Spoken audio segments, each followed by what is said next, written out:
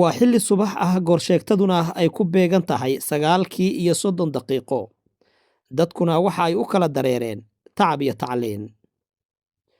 Booqasho ayaan ku tegay ee dugsiga Belfield Islamic School oo ay wax ku bartaan dhallaanka Soomaaliyeed ee ku dhaqan magaalada Cape Town ee dalka Koonfur Afrika. Waa xilli ay ardaydu ku jireen diyaargarow buuxa si ay u qaataan duruustooda waxbarasho. Ka hor inta aysan fasalka gelin ardayda waxaa caado u ah in ay yeeshaan barnaamijyo kooban oo isugu jira hadal jeedin, su'aalo iyo jawaabo kuwaasi oo dhex mara ardayda, maamulka iyo macallimiinta iskuulka. Agaasimaha guud ee iskuulka Belfield Islamic School, Sheekh Cabdirashiid Cabdullaahi oo loo aqoon og yahay Colaad, ayaa faahfaahin iga siiyey ardayda dhigata dugsiga iyo heerka waxbarasho ee uu bixiyo iskuulka uu maamulaha ka yahay. Belfield Islamic School waa iskuul ka sharciyeysan wasaaradda waxbarashada ee waddankan Koonfur Afrika. Iskuulka markii ugu horeysay waxaa lagu aasaasay madarasada markii ugu horeysay Soomaalidu waxay xoogga saartay Quraanka iyo barashada diinta Islaamka. Isla markiiba waxaa soo baxday baahi ah in loo baahan yahay in ardaydu ay u baahan yihiin iskuul ay ku bartaan tacliinta waddankan iyo manhajka waddanka Koonfur Afrika. sidaas daraaddeed dadaal ay bilowday jaaliyadda Soomaaliyeed khaasatan majliska Al-Bayaan Islamic Council ayaa waxaa lagu aasaasay iskuulkan crash ahaan isagoo ah. Crashkaas 2015 waa la aasaasay. Iskuulkana waxaa la aasaasay 2 sano kadib 2017. Iskuulka alxamdulillah rabbil caalamiin waxaa ka qalin jabisay amaba dugsi hoose dhexe way horta iskuulku dugsi hoose dhexana waa laga gudbaa.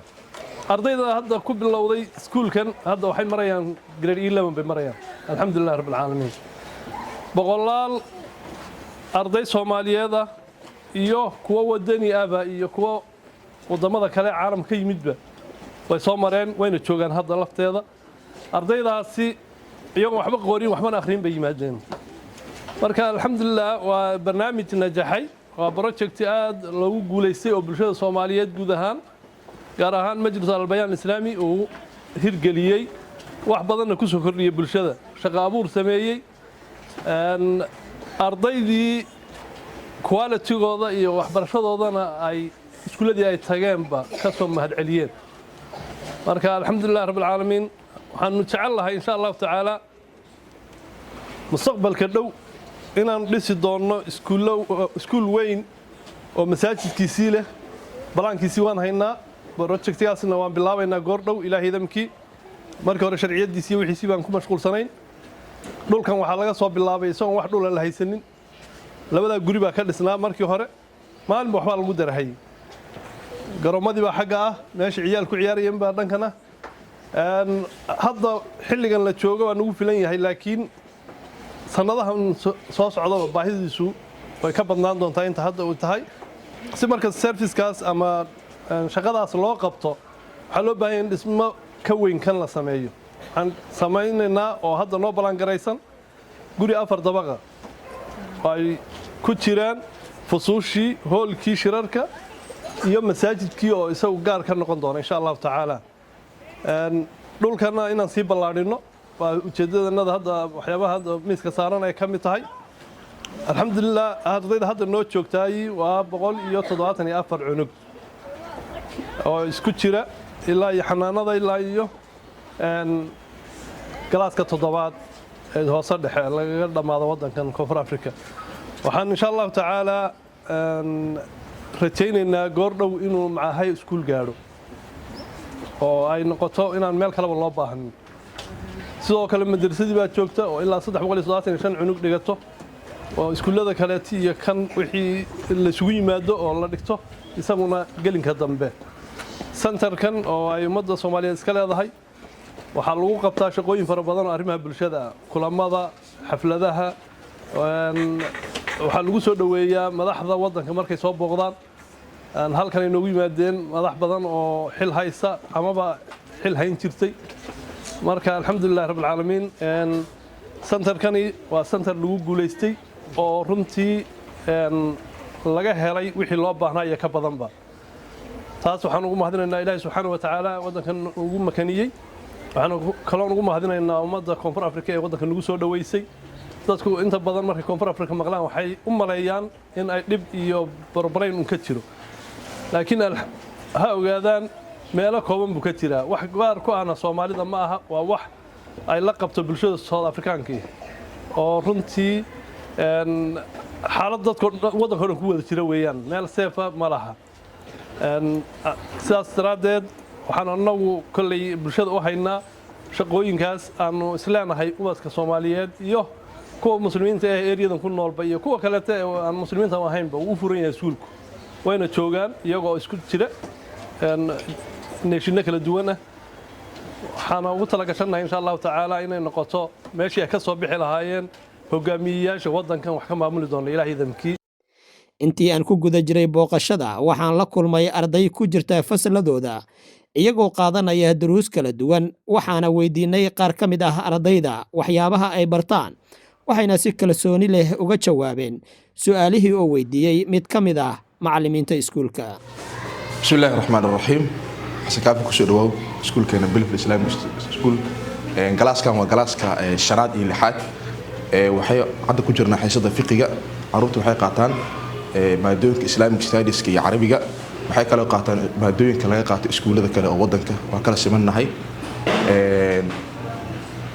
waxaa jirto waxaan isku dayi doonaa carruurta qaar inaan su'aalaha fiqiga aan wax ka weydiino si bulshada Soomaaliyeed oo la socoto wax qabadkeena هاي السلام عليكم وعليكم السلام ورحمة الله وبركاته هاي waxaa isweydiin doonaa maanta fiqiga su'aasha casharka maanta aan qaadanayno wuxuu ku saabsan yahay tahaarada yaa ii sheegi karo tahaarada qofka haduusan tahaaro qabin oo tahaaro uusan haysan waxyaalaha uu sameey karin yaa ii sheegi karo ay urmaan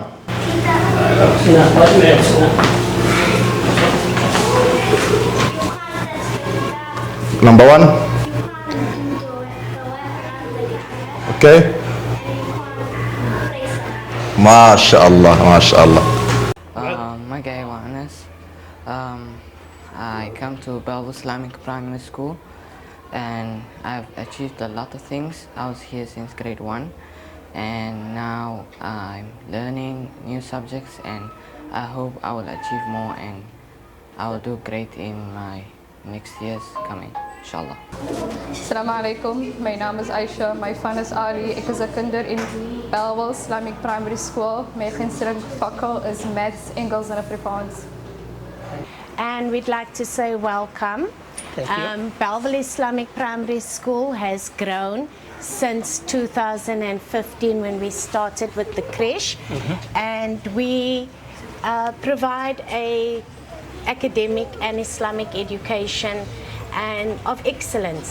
Our kids, when they come here, lots of them, they come from home. And when they start grade R and grade 1, then they are equipped to begin absorbing and learning all the skills that they basically need. And our teachers are qualified. Bilfil Islamic School waxaa maamula macallimiin Soomaaliyeed waxa uuna hoos yimaadaa mu'asasada Al-Bayaan taasi oo door weyn ka qaadata taageerada iyo horumarinta waxbarasho ee bulshada Soomaaliyeed ee dalkani Koonfur Afrika. Iskuulkan oo ay milkiyadiisu leeyihiin jaaliyadda Soomaaliyeed ayaa ah iskuul maadi iyo diiniba lagu baro dhallaanka Soomaaliyeed ee ku dhashay dalka Koonfur Afrika waxa uuna ka diiwaan gashan yahay wasaaradda waxbarashada dalka Koonfur Afrika. Iskuulka ayaa waxbarashadiisu waxa ay ku eg tahay ilaa iyo dugsi dhexe. Waxaana lagu wadaa goordhow in la gaarsiiyo ama lagu daro ilaa heer dugsi sare.